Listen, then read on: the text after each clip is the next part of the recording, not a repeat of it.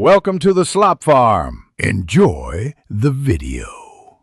You begin by opening Meesho on your phone or browser and searching the exact product name or ID. This narrows results fast. Once you find the listing, tap to open the product page and scroll to the reviews area. Make sure to note seller name and variant.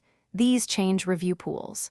If multiple colors or sizes exist, switch variants to see variant-specific feedback. This sets the stage for accurate assessment instead of generic impressions or mismatched experiences. Once in reviews, sort by most helpful or recent to surface relevant experiences. Doing so helps you spot persistent issues versus one-off cases. Read text and inspect uploaded images for real usage signs like wear or packaging. Photos matter. Also cross-check reviewer profiles. Many reviews from a single user or no history may indicate bias. Make sure to compare positive and negative points to weigh trade-offs. And note delivery and packaging comments. Those affect satisfaction. Finish by combining overall rating with review count and distribution. A 4. 5 from 10, 000 reviews is more reliable than a 5.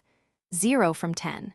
Next, verify seller rating, return and replacement policy, and expected delivery window because return hassle changes value.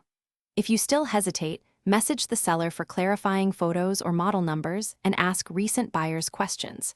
If reviews are clearly fake, identical text, no photos, report the listing to Meesho and choose another seller to avoid. Thanks for watching.